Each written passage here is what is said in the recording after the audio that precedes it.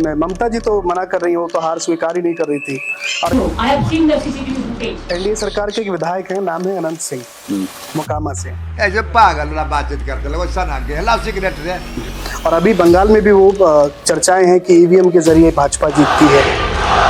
गुंडा राज की क्या स्थिति है सर बिहार में? गुंडा राज समाप्त है। कोई गलत करेगा तो बख्शा नहीं जाएगा, उसके लिए कानून है, कानून कार्रवाई करेगी। शुभेंदु अधिकारी जी क्या नया प्लान लाने वाले हैं, तो इसके लिए जिम्मेदार किसको समझते हैं आपकी? वो पुलों की व्यवस्था जो बिहार में खड़ा नहीं, आपको मैं बताऊं कि उसका बहुत जांच चल रहा है। बेहतर प्रधानमंत्री कौन, अटल बिहारी वाजपेयी या पंडित जवाहरलाल नेहरू? नीतीश जी जब सीएम पद से हटे, अब ये क्या था? ये भाजपा की कूटनीति का हिस्सा था? उसका एक ही समाधान था, नीतीश कुमार जाएंगे तो उसको ठीक करेंगे। नमस्कार, मैं हूं मोहित नारायण और बहुत बहुत स्वागत है आप सभी का राष्ट्र की बात में। और आज जो हमारे साथ मेहमान मौजूद हैं, वर्षों से, यूं कहें दशकों से भारतीय राजनीति में सक्रिय हैं और एक बड़े चेहरे हैं। बिहार के महाराजगंज से लोकसभा सांसद श्री जनार्दन सिग्रीवाल जी हमारे साथ मौजूद हैं। सर बहुत बहुत स्वागत है आपका। नमस्कार, आपका भी मेरे इस परिसर में हृदय से स्वागत है, आपका और आपके पूरे टीम के लोगों का। धन्यवाद सर। बिहार को लेकर सर वैसे भी कहते हैं कि जब देश की राजनीति तय होती है और मुख्य कुर्सी तय होती है तो यूपी बिहार से होते हुए वो रास्ता आता है।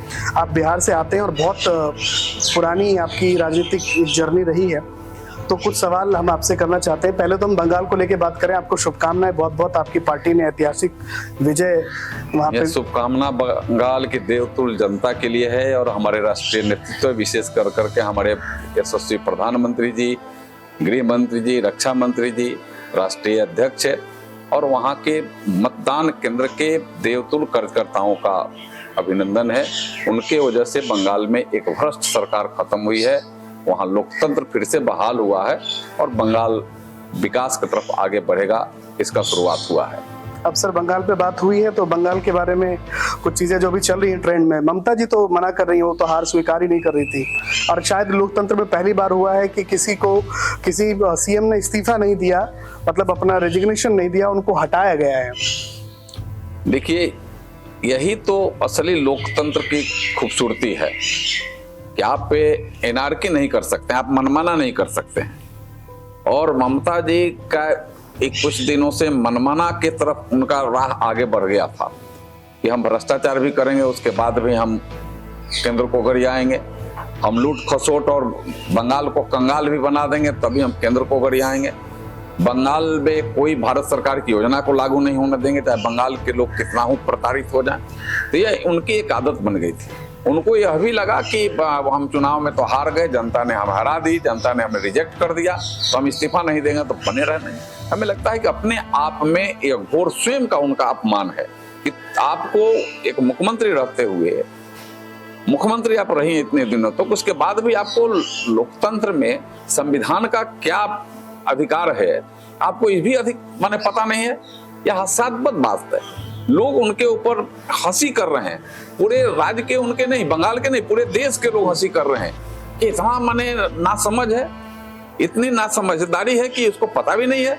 ऐसे तो पूरे नैतिकता रहता है, कोई भी पक्ष हो विपक्ष हो, आज पक्ष में है, अगर कहीं ना कहीं से उसकी हार अगर मिलती है तो जाकर के सीधे जाकर के इस्तीफा करता है संबंधित राज्यपाल को, और राज्यपाल उसको तत्कालीन व्यवस्था तक उसको माने एक्टिंग पावर दे करके रखते हैं। लेकिन आप नहीं करिएगा तो उसके लिए विधान बना है, भंग कर दिया जाएगा, यह डिसमिसल है, यह अधिकार है। तो उनको अपने हास्यास्पद अपनी स्थिति बनाने के कारण उनकी स्थिति तो अब बिगड़ी ही, लेकिन जो न्याय और संविधान है उसके तहत संविधान ने उनको डिसमिस कर दिया। संविधान ने विधानसभा को ही भंग करने का इजाजत दी, उसके रूल्स के अनुसार वहां के महामहिम राज्यपाल ने बंगाल संविधान विधानसभा को भंग कर दिया था।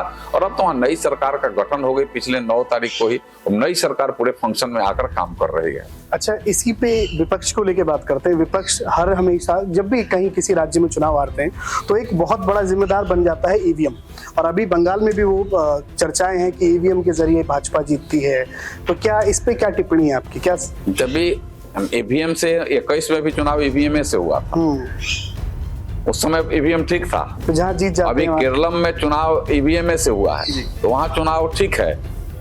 अभी तमिलनाडु में चुनाव ईवीएम से हुआ है, तो वहाँ ईवीएम ठीक है, और आप हार गए बंगाल में, आप हार गए असम में, आप हार गए पांडुचेरी में, तो ईवीएम खराब है वहाँ।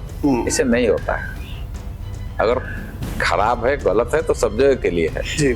हम फिर वहीं क्यों नहीं जीत जाते, वहां भी क्यों नहीं जीत जाते?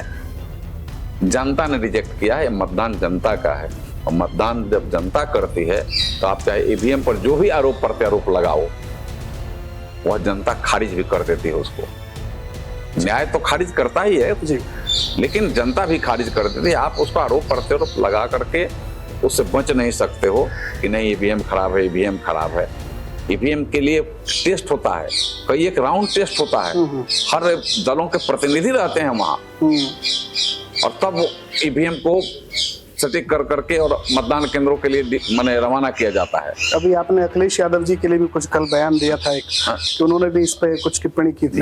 गलत टिप्पणी है। हम ईवीएम को हटा देंगे, 100 साल भी लगे तो 100 साल में आप रहिएगा नहीं, आपके आद औलाद रहेंगे तो देखेंगे कि हटाएंगे कि फिर ईवीएम के नामे भी कोई अत्याधुनिक और तरीका बन जाएगा। इन लोगों को लूट खसोट पर इन लोगों को भरोसा है, और एनडीए को और देश के यशस्वी प्रधानमंत्री जी को मतदाता और देश की जनता पर भरोसा है। यही अंतर है, और इसीलिए लोग ईवीएम को टारगेट लेकर करते हैं कि ईवीएम को हटा देंगे तो हमें जो लूट खसोट करने में और आसान हो जाएगी। अब वो नहीं होने वाला है, वो दिन चला गया। अब मतदाता जिसको चाहेगी वही सरकार में रहेगा। देश हित में जो काम करेगा उसी को देश की जनता चुनेगी, और आज देश के हित में, देश को समृद्ध बनाने के दिशा में, देश को विकसित भारत बनाने के दिशा में देश के यशस्वी प्रधानमंत्री जी काम करते हैं, उनके नेतृत्व में सरकार काम कर रही है, तो देश की जनता उनके प्रति समर्पित है, और सबके मन में यह एक स्वभाव बने उत्पन्न हो गया है देश के अंदर कि मोदी है तो मुमकिन है, मोदी रहेंगे तो हर काम संभव है, और वह काम संभव हो रहा है। आज आपको अगर देखें तो कम दिनों में ही जी 14 से लेकर के 26 तक का अगर यात्रा आप देखें, कितना बड़ा बदलाव आया है। हम लोग तो गांव में रहने वाले लोग हैं, गांव और शहर में अंतर अब नहीं आ रहा है। गांव में भी बिजली है, गांव में भी सड़क है, गांव में भी विद्यालय है, गांव में भी स्वास्थ्य केंद्र है, गांव में भी सारी सुविधाएं बन रही है, गांव में भी बने लोगों को हर सुविधा प्राप्त हो रही है। शहर में जो होता था, पहले लगता था कि शहर में जाएंगे तो बिजली देखेंगे, शहर में जाएंगे तो रोड मिलेगा, शहर में जाएंगे तो स्वास्थ्य मिलेगा, सब गांव में भी है। यह सुविधा बढ़ाने का काम देश के प्रधानमंत्री ने किया। देश के प्रधानमंत्री जी के दिशा निर्देशन के आलोक में यह पूरे गांव भी विकसित हो रहे हैं, और उनका यह मानना रहता है कि हम गांव को विकसित करेंगे तब यह देश विकसित होगा, और उसी अनुसार गांव के विकास की योजनाएं लगातार बन करके बनती है और गांव तक पहुंचती है। यह मोदी जी की यह खासियत है, और मोदी जी उस दिशा में काम करते हैं। अच्छा सर, बंगाल में अब आपकी सरकार बन गई है, वो भी बहुत ही बड़े जन समर्थन के साथ, तो शुभेंदु अधिकारी जी क्या नया प्लान लाने वाले हैं जो बंगाल में पहले होता था? क्या अभी वो चीजें जारी रहेंगी या कुछ बदलाव होगा लॉ एंड ऑर्डर में? और बहुत बड़ा बदलाव वहाँ लोगों को चुनाव के रिजल्ट के बाद 4 के बाद ही लोगों को महसूस होने लगा, 9 के बाद और ज्यादा महसूस हो रहा है। वहाँ सही मायने में लोकतंत्र की बहाली हो गई। बांग्लादेशियों का जो घुसपैठ है वह खत्म होगा। जो बांग्लादेशी रह भी गए हैं वो अभी बाहर जाएंगे, वह बंगाल में नहीं रहेंगे, और वहाँ लोकतंत्र के अनुसार काम होगा।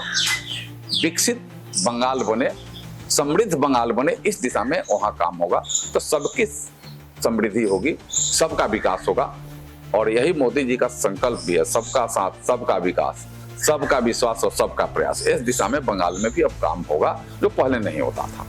अब सर, राजनीतिक बाजार तो आपके यहाँ भी बड़ा गर्म है, बिहार में, पड़ोस में, क्योंकि जब नीतीश कुमार जी की जगह पर अब सम्राट चौधरी जी आए हैं, नया युग है, एक ऐसे मुख्यमंत्री जो उन्होंने 2 दशकों तक मुख्यमंत्री पद को संभाला, और उसके बाद अब सम्राट जी आए हैं, तो क्या कुछ नए बदलाव मिल सकते हैं बिहार में भाजपा के साथ? देखिए, बिहार भी बहुत आगे बढ़ा है। मैं तो वहाँ जब जंगल राज की सरकार थी 2005 के पहले, 2005 में जब पहली सरकार बनी थी, तो उस सरकार में मुझे मंत्री के रूप में रहने का मौका मिला जी। क्या परिस्थिति थी वहां, न सड़क था, न पानी थी, न बिजली थी, न लॉ एंड ऑर्डर था, जंगल राज था। लेकिन एकाएक गांधी मैदान में ओथ हुआ ओथ होते वहां बदलाव आया। नीतीश कुमार लोग नीतीश कुमार जब आए तो लोगों के मन में सुशासन सुशासन सुशासन की सरकार चली। वहां से ये तमाम जो आपराधिक गतिविधियां कम हुई, हत्या लूट बलात्कार अपहरण कम हुआ और लोगों में अमन चैन आया और अमन चैन के साथ विकास आगे बढ़ गया। और विकास जब आगे बढ़ा तो बिहार काफी आगे बढ़ा है, हमें और आगे बढ़ाना है। अभी भी कुछ मेजर समस्या है, आज भी कुछ जो अगर हमें आगे करना है तो उसको और आगे बढ़ाने का काम माननीय आज के वर्तमान मुख्यमंत्री सम्राट चौधरी जी के नेतृत्व में होगा। कैबिनेट का गठन पिछले 7 तारीख को कंप्लीट हो गया है और पूरे तन्मयता के साथ सभी मंत्रियों के साथ माननीय मुख्यमंत्री जी इस बिहार के विकास के लिए, समृद्ध बिहार बनाने के लिए काम उन्होंने शुरू किया है और आगे उसको पूरा करने का काम करेगा। चूंकि स्वयं प्रधानमंत्री जी स्वयं के नजर में बिहार है और पूरा देश है, लेकिन बिहार को विशेष रूप से कि बिहार को और आगे हमें बढ़ाना है। बिहार आगे बढ़ भी रहा है क्योंकि बिहार तो हमारे महावीर, गौतम बुद्ध, महात्मा गांधी, ये सब लोगों के कर्म भूमि रहा, उसके जन्म भूमि रहा और लोकतंत्र की जननी है बिहार। तो वहाँ को और समृद्ध बनाने की दिशा में कार्रवाई हो रही है और आगे होगा। सर, बिहार में टैलेंट बहुत है लेकिन पलायन और बेरोजगारी अभी कुछ हद तक बरकरार ही है बहुत ज्यादा, क्योंकि अभी मुझे लगता है कि आप जब दिल्ली आते हैं, आप दिल्ली रहते हैं अपने आवास पे, आसपास में जब आप देखेंगे अगर 10 लोग हैं उनमें से 3 या 4 लोग तो बिहार से मिलते हैं। देखिए, बिहार का पलायन की बात अगर करें तो कुछ पहले वो जंगल राज के समय ही वो शुरू हुआ था, उस पर बहुत हद तक रोक लगा है। अब बिहार में भी रोजगार के रास्ते बहुत खुले। वहाँ की सरकार ने तय किया कि हर जिले में हम रोजगार पैदा करेंगे, स्वरोजगार, आत्मनिर्भरता, आत्मनिर्भर भारत, आत्मनिर्भर बिहार, आत्मनिर्भर व्यक्ति। और इस दिशा में वहाँ बहुत अलग अलग तरीके से वहाँ काम मैंने शुरू किए जा रहे हैं। स्वयं सहायता समूह के माध्यम से महिलाओं को वहाँ रोजगार से जोड़ने के लिए आपको मैं बताऊं कि लगभग 2 करोड़ 1,81,00,000 के तो आंकड़ा पार पहले कर गए थे कि सबको 10-10 हजार रुपये सबके खाते में उनके रोजगार के लिए गया। अभी 2-2 लाख रुपए उनके रोजगार में जो रोजगार शुरू करेगा उसके लिए जाना है। तो लगभग अगर 1,81,00,000 अगर हाथों में या पैसे गए हैं, उतने जगहों पर अगर रोजगार शुरू होगा तो हम स्वरोजगार की योजना पर काम करें। और प्रधानमंत्री जी का है कि हम लोकल को वोकल करेंगे, यानी लोकल पर हम फोकस देंगे। लोकल स्तर पर जो सामग्रियां तैयार की जाएगी उस सामग्रियों को हम आगे ले जाएंगे, उसको मार्केट देने का काम हमारा रहेगा। उस दिशा में काम बिहार में आज बहुत आगे बढ़ा है। बिहार में सड़कें बन गई है, बिजली है, पानी है, ये तमाम चीजें आज बिहार में उपलब्ध हैं। लोगों के लिए रोजगार के लिए सरकार स्वयं का पहल कर रही है, नौजवानों को रोजगार से जोड़ने का काम करे, स्किल डेवलपमेंट, स्किल उसके बढ़ाए जा रहे हैं। तो उसका लाभ बिहार के लोगों को मिलना शुरू हुआ है, आगे और मिलेगा मजबूती से। सर, वर्तमान में क्या लगता है आपको कि युवाओं की कितनी भागीदारी है देश में और कितना अवसर मिल रहा है राजनीति में? युवाओं की तो भागीदारी हमें 100% हम मान रहे हैं। युवा शक्ति राष्ट्र शक्ति के रूप में हम पहले ही से कहते हैं, संकल्प भी है और हम हर लेवल पर हम युवाओं को अलग से सम्मान भी देते हैं, स्थान भी देते हैं और उनके जज्बे को, उनके हुनर को इस देश और राज्य के विकास के लिए लगाने का भी हम काम करते हैं। ये हो रहा है, लगातार हो रहा है। और मुझे लगता है कि राष्ट्रीय अध्यक्ष जी ने घोषणा की थी आपके यहाँ की युवाओं को, करीब 1 लाख युवाओं को अलग अलग विभिन्न चुनावों में टिकट देके राजनीतिक क्षेत्र में आगे लाने का काम किया जाएगा। उस पर कुछ चल रहा है? नहीं, चल रहा है ना। वो तो मैंने कहा कि युवाओं के चुनाव बहुत राज्य में बाकी हैं। देखिए, जिस भी राज्य में बाकी हो, मोदी है तो मुमकिन है सभी मोदी के प्रति समर्पित लोग हैं। मैं यहाँ रोकूंगा जरा सा। एक बड़े कवि हैं कुमार विश्वास जी, आप जानते होंगे, उन्होंने भी एक बयान दिया है। उन्होंने कहा कि जब कभी वामपंथियों की सरकार थी बंगाल में, सीपीआई की सरकार थी, तो वही लोग बाद में शिफ्ट होकर टीएमसी में आ गए थे और आज शुभेंदु अधिकारी जी को मुख्यमंत्री के तौर पर देख रहे हैं बंगाल में। तो क्या बीजेपी उस कल्चर को कंटिन्यू करेगी या जो उनके कोर कार्यकर्ता हैं उनके लिए कुछ विचार कर रखा है कि वो भी कहीं पे रहेंगे? ये हो रहा है कि नहीं, दूसरी पार्टी आपको मैं बताऊं कि यहाँ एक पूरा दिशा है और दिशा से दशा बदलती है। हम जो सोचते हैं उसको धरती पर उतारते हैं और सोच के पहले हम एक बार सिर्फ कोई हम तुगलक की फरमान नहीं जारी करते, हम देश के और समाज के हित के साथ उस धरती के विकास के बारे में हम तैयार करते हैं, एजेंडा तैयार करते हैं और उसको हम नीचे ले जाते हैं। और उसके लिए जैसे केंद्र हमारे जो एजेंडा तैयार किया कि हम गांव के विकास को करेंगे, तो उन राज्यों को उसके लिए टास्क रहता है उस टास्क को पूरा करने का। तो बंगाल में भी पूरा होगा।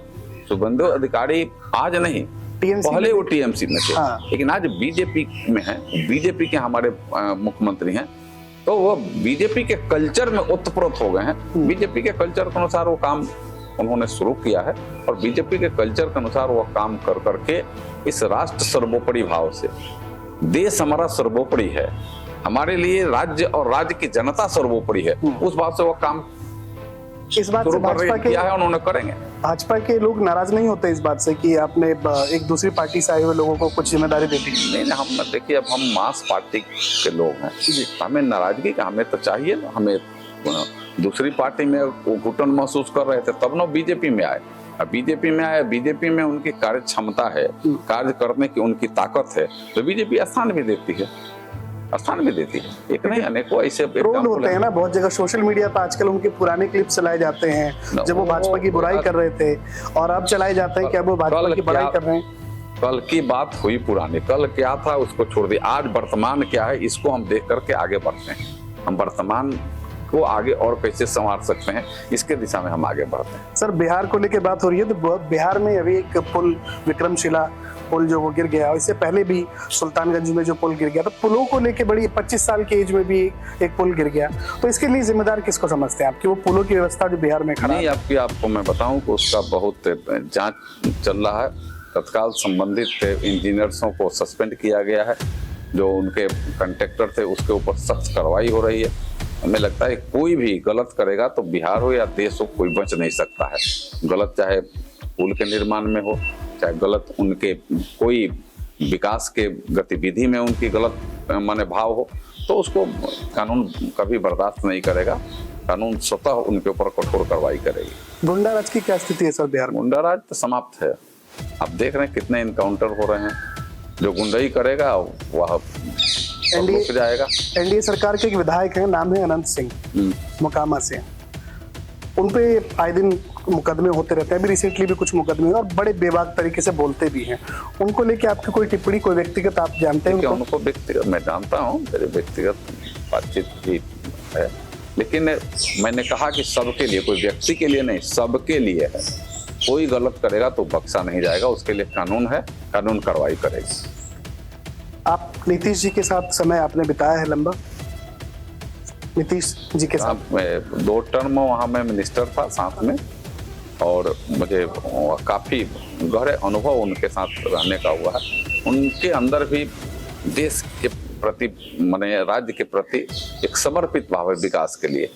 हर छोटे छोटे बातों को कैसे समाधान किया जाए, कैसे जन ने सुविधा बढ़ाई जाए, कैसे जनता का विकास हो, यह नीतीश जी के रग रग में भरा हुआ है। मुझे तो मैंने घंटों घंटों तक साथ में बैठ करके भी गाड़ियों पर यात्रा करने का मुझे मौका मिला है। 7-7, 8-8 दिन तक विदेश यात्रा में भी जाने का मैंने मौका मिला है, और वहाँ भी जा करके उनके कहीं भी रहे, उनके मन में एक ही भाव रहती है कि अगर बिहार के मुख्यमंत्री कहें तो बिहार का विकास कैसे होगा, बिहार के समस्याओं का समाधान कैसे होगा, और उसके लिए एकदम पूरे अपने हर भाव से वह उसमें लगे रहते हैं। उसकी योजना भी बना करके धरती पर उतारने का काम उन्होंने किया है, जिसका लाभ बिहार को मिला है। बहुत पहले जो स्थिति थी आज उससे बहुत उभरा हुआ बिहार है। आपको देखेंगे वहाँ की, और पटने की खाली मैं बात करूँ, पटना में जितने फ्लाईओवर जितने बने हैं, पहले पटना में एक कोने से दूसरे कोने जाने में विकट समस्या थी। आज वहाँ मेरिन ड्राइव आप देखे होंगे आप, और वहाँ मेरिन ड्राइव में मैं खाली एक एग्जांपल देता हूँ, वहाँ PMCH एक बड़ा राज्य का अस्पताल है, और खास करके उत्तर बिहार के लोगों को आने के लिए काफी कठिनाई होती थी। यहाँ ब्रिज भी हिल जाते थे, तो ब्रिज हिलने के बाद उनको टाउन हिलने में वहां तक जाते जाते माने 50% मरीज दम तोड़ देते थे। लेकिन आज मेरिन ड्राइव के माध्यम से सीधे टाउन में आना ही नहीं है, सीधे बस आप पुल हिले और पुल के बाद सीधे आप PMCH जाते हैं। ऐसा ही वहाँ किसी भी तरीका से लोगों को टाउन में अगर प्रवेश करना हो तो हर तरीके से लोगों की सुविधा ही बढ़ाई गई। मैंने एग्जाम्पल मैंने दिया अब शाम के समय में आप जाइए तो बॉम्बे का मेरीन ड्राइव माने फेल है पटना के मेरीन ड्राइव के आगे। क्या स्थिति बनी है विकास के? आप रेकमेंड कर रहे हैं, एक बार मैं घूम के आऊंगा जरूर। अच्छा, नीतीश जी जब सीएम पद से हटे, अब ये क्या था? ये भाजपा की कूटनीति का हिस्सा था या उनकी स्वेच्छा थी? नहीं, हटे कहाँ?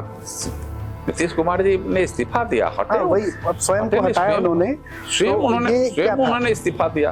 वो भारतीय राजनीति के पहले भी माने योद्धा रहे हैं, फिर भारतीय राजनीति में आ गए। वो तो मुख्यमंत्री के लिए तब उनको भेजा गया था जब बिहार में जंगल है, बिहार में एक समस्याएं अनंत खड़ी हो गई थी, तो उसका एक ही समाधान था नीतीश कुमार जाएंगे तो उसको ठीक करेंगे। नीतीश कुमार ने उसको काफी ठीक किया है और फिर भारतीय राजनीति के एक योद्धा के रूप में यहाँ काम करेंगे। उनके ऑरा में कोई फर्क पड़ा इससे? कोई फर्क नहीं पड़ा कि नीतीश कुमार जी अब सीएम नहीं है तो वो ऑरा जो पहले था, कोई फर्क नहीं है। उनका सम्मान जो पहले था आज भी वही सम्मान है और विकास के प्रति पहले भी समर्पित थे, आज भी विकास के प्रति समर्पित लोग हैं। कुछ सर व्यक्तिगत सवाल पूछना चाहूंगा क्योंकि आम का सीजन चल रहा है आजकल। आम वैसे बड़ा राजनीतिक मुद्दा है, आपको मालूम है, बहुत सारे इंटरव्यूज में आम का विशेष स्थान बन गया है। गांव में जब आप जाते हैं यहाँ से, तो गांव में आपके जो पुराने दोस्त हैं अभी जिनसे मुलाकात होती है? तो बहुत साथ के पढ़े लिखे लोग हैं, साथ के जन्मे, साथ में खेले कूदे लोग हैं, अभी मिलते हैं। सांसद की तरह या मित्र की तरह? मित्र के तरह। सांसद तो एक जिम्मेवारी जनता ने दी है। व्यक्ति के व्यक्तित्व में पद से कोई परिवर्तन नहीं होना चाहिए और मैं तो उसको पूरा का पूरा ध्यान में रखता हूँ कि मुझे अगर पद जनता ने दिया है, दायित्व दिया है, मैं पद भी नहीं मानता हूँ, दायित्व मानता हूँ और दायित्व जो मिला है तो उसको कर्तव्य कर करके उसका पालन करता है। तो उससे बदलाव कैसे हो सकता है? या तो सोच का फर्क हो सकता है। हम लोग सोचे भी नहीं है कि हम अगर एमपी हैं तो हम बदल गए, मैं दूसरे टाइप का हूँ। मैं एमपी हूँ तभी मेरे साथ मैंने हर मास का वह टुकड़ा है, हमको भी देखने सुनने सबकी मैंने प्रकृति ने हमको दिया है और दूसरे जो नहीं भी हैं उनको भी दिया है। तो हमें उनमें कोई अंतर क्या है? हमारे ऊपर जनता ने दायित्व दिया है, पार्टी ने उस जिम्मेवारी को देने के लिए एक विशेष रूप से ध्यान देकर के दिया है, तब हम उस काम को करते हैं। इसलिए फर्क पद से नहीं होना चाहिए। आपकी जिम्मेवारी बढ़ी है तो जिम्मेवारी के अनुसार काम करना चाहिए। कभी सर सांसद से हटके कुछ और मन करता है गांव जाके, यहाँ इस जगह कोई ऐसा स्पेसिफिक कोई प्लेस है जहाँ पे आप चाहते हैं कि वहाँ टाइम स्पेंड करें एक नॉर्मल वे में, बिना जिम्मेदारी के व्यक्ति? मैं गाँव मतलब मैं जाता हूँ, गाँव के रहने वाला हूँ, गाँव में जन्मा हूँ तो गाँव जाता हूँ। गाँव से मेरा आत्मीय प्रेम है, लगाव है और मैं गाँव में जाता हूँ तो जिस तरीका से परिवार के लोग हैं वैसे गाँव के लोग हैं, वैसे क्षेत्र के लोग हैं, तो मैं मिलते रहता हूँ। मेरा क्षेत्र भी मेरे गांव के जैसा है, क्षेत्र ही मेरे परिवार के जैसा है और मैं वैसे ही मिलता हूँ। सबको ये लगता है कि यहाँ मिलने में एकदम फ्रीडम है, फ्रीडम में मिलता हूँ। यहाँ भी रहता हूँ तो मैं मिलता हूँ, फ्रीडम मिलता हूँ सबसे।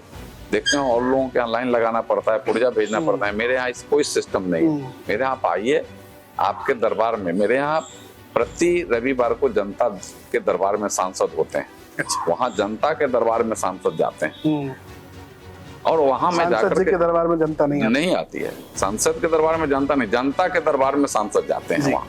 मेरे यहाँ ये सिस्टम। अब पिछले अब समझ लीजिए कि वर्षों से यहाँ वो मेरा व्यथी चल रहा है वो योजना और कार्यक्रम, पर मैं जाता हूँ, लोगों से मिलता हूँ। आप कभी वहाँ का अगर देखेंगे, सीन देखेंगे तो सर समान से समान लोग भी आते हैं, आराम से चेयर पर बैठते हैं, आराम से मुझसे बात करते हैं, आराम से अपने काम के समाधान की चर्चा करते हैं और उसका समाधान का वहां से प्रयास होता है। कंटिन्यूअस, ये कोई एक दिन का नहीं, कंटिन्यूअसली यह मेरा कार्यक्रम सर चल रहा है। 20-25 साल से आप राजनीति में सक्रिय हैं। परिवार कैसे मैनेज होता है जब एक व्यक्ति इतनी बड़ी जिम्मेदारी लेके पूरे देश को देखना है, पूरे लोकसभा क्षेत्र को देखना है, उस बीच में अपना निजी परिवार जो है? मेरा परिवार ही क्षेत्र के जनता है तो मैं उस दिशा में देखता हूँ, उसी में परिवार भी है। मैं सिर्फ निजी परिवार की बात, निजी परिवार वही है मेरा। निजी परिवार क्या है मेरा? निजी कोई धन है, ना संपदा है, ना कोई परिवार। परिवार का मतलब क्या है? परिवार का मतलब समाज और जो लोगों ने मुझे ये दायित्व दिया वो मेरे परिवार के लोग हैं, तो उसको मैं उसी दिशा में देखता हूँ। परिवार के लोग जब बच्चे दूध पीते हैं तो उस समय तक चिंता बनी रहे कि दूध पी रहे हैं तो दूध भी लाना है ही करना है। अब दूध पीना बंद कर दिए, दौड़ना बंद कर दिए, अपनी सोच समझ अगर हो गई तो फिर उनकी भी चिंता बढ़ जाती है। उनकी चिंता स्वयं को करने की आवश्यकता पड़ती है और मेरे यहाँ लोग करते भी हैं, मेरी वो चिंता बहुत नहीं रहती है। मैं उसके बारे में बहुत नहीं सोचता हूँ कि हाँ कहीं से बिटोरो, ये करो वो करो, वो सब मेरे अंदर कहीं सपना में भी नहीं आया। सर एक रैपिड फायर होता है, इसमें मैं आपको 2 ऑप्शंस दूंगा और आपको एक चुनना है। बेहतर प्रधानमंत्री कौन, अटल बिहारी वाजपेयी या पंडित जवाहरलाल नेहरू? देखिए यह सब तुलनात्मक बात। अभी आप जाइए, यहाँ प्रधानमंत्री संग्रहालय है, वहाँ जाइए, कुछ समय बिताइए, तो आपको स्वयं वहाँ उत्तर मिल जाएगा इसका। आप आरएसएस से भी जुड़े रहे थे, तो आपके लिए बड़ी ताकत क्या है, आरएसएस या जनता? देखिए बड़ी ताकत, सबसे बड़ी ताकत है कि आप अपने आप में एक भरोसे के साथ, एक मजबूती के साथ सही दिशा में काम करें। यह सबसे आपकी बड़ी ताकत है, इससे बड़ी ताकत कुछ नहीं। हम तो संघ के स्वयं सेवक हैं, तो मेरे संघ के स्वयंसेवक उस परिवार के होने के नाते तो उस एक अलग भाव, लेकिन आपकी ताकत वही है, आप पे हर मर्यादाओं का पालन करते हुए अपने भाव से अपनी जिंदगी को आगे जिए। वो उससे बड़ा ताकत नहीं है। आप अपराध न करें, दूसरे के प्रति आपकी सोच अच्छी हो, इसको अपने ताकत के रूप में व्यक्ति को देखना चाहिए।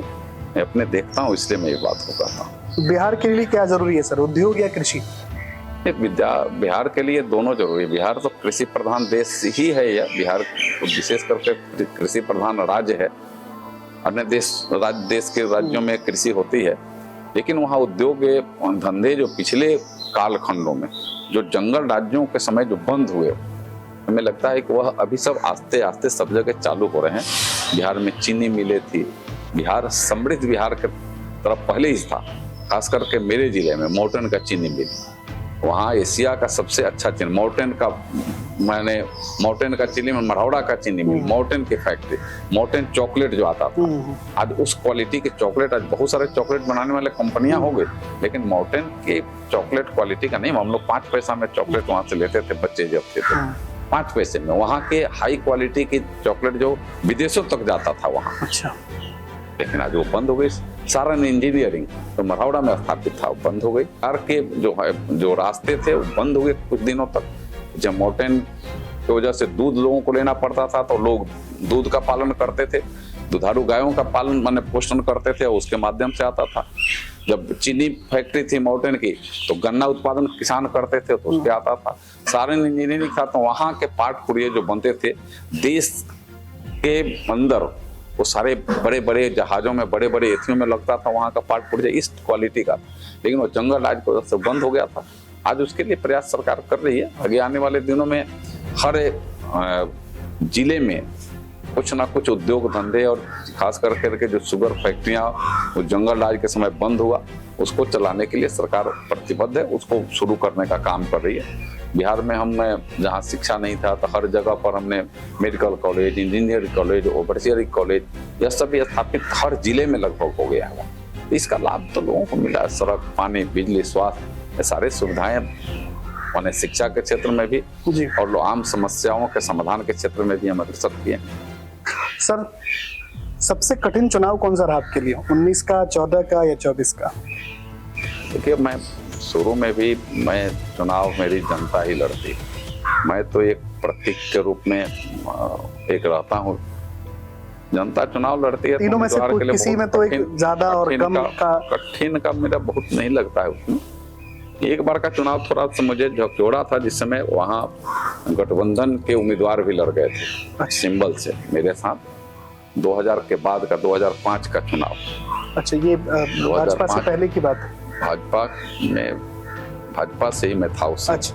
मेरा टिकट भाजपा था, लेकिन जिससे मेरा गठबंधन पार्टी का था, वो भी उम्मीदवार वहाँ सिंबल का हो गया था। पूरे बिहार में एकमात्र उस जगह था जहाँ मेरे खिलाफ में गठबंधन भी चुनाव लड़ रही थी। वहाँ के एक बड़े दबंग नेता की वजह से इसे हो गया था, लेकिन मैंने कहा कि जनता चुनाव लड़ी, फिर उसका जमानत जब्त कराई जनता, फिर हमको जनता के आशीर्वाद प्राप्त किया।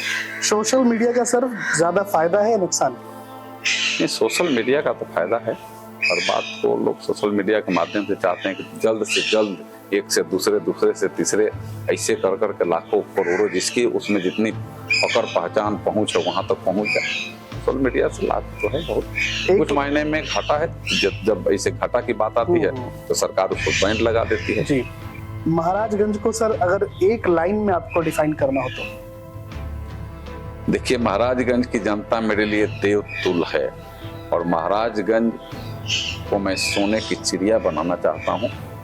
सर अंतिम एक सवाल आपसे है, सवाल का एक अनुरोध है कि जितने युवा आप राजनीति में आने का प्रयास कर रहे हैं या जो अलग अलग फील्डों में हैं, उनके लिए आपकी तरफ से क्या निर्देश हो सकते हैं कि क्या चीजें फॉलो करनी चाहिए, कैसे आगे बढ़ सकते हैं? देखिए, पहले तो सेवा भाव अपने अंदर उतारना चाहिए। पहले ही मेवा की आकांक्षा लेकर के राजनीति में नहीं आना चाहिए। जो भी मेवा लेकर के आएगा उसे मेवा तो प्राप्त हो या न हो अलग बात है, सेवा तो खत्म हो जाएगा उसके अंदर से। और सेवा भाव से अगर काम करेंगे तो जनता भी आपके प्रति सम्मान रखेगी। आप जनता के सम्मान के लिए और जनता के समस्याओं के निदान के लिए आप काम क्या कर रहे हैं इसकी पहल करनी चाहिए। जनता में आपकी पहचान होकर क्या है इसकी पहल करनी चाहिए। मैं आज के युवा अपने साथियों को मैं यही कहूँगा कि राजनीति में मेवा के दृष्टि से नहीं, सेवा के दृष्टि से आए तो आप निश्चित रूप से एक ना एक दिन आप होंगे सफल। यह मुझे पूरा का पूरा विश्वास है और ऐसा मैं आग्रह भी करूँगा। सर बहुत बहुत धन्यवाद आपका। बहुत धन्यवाद। बहुत सारे आपने बड़े बातों पर आपने चर्चा की, इसलिए आपको और आपके टीम के लोगों को बधाई, धन्यवाद।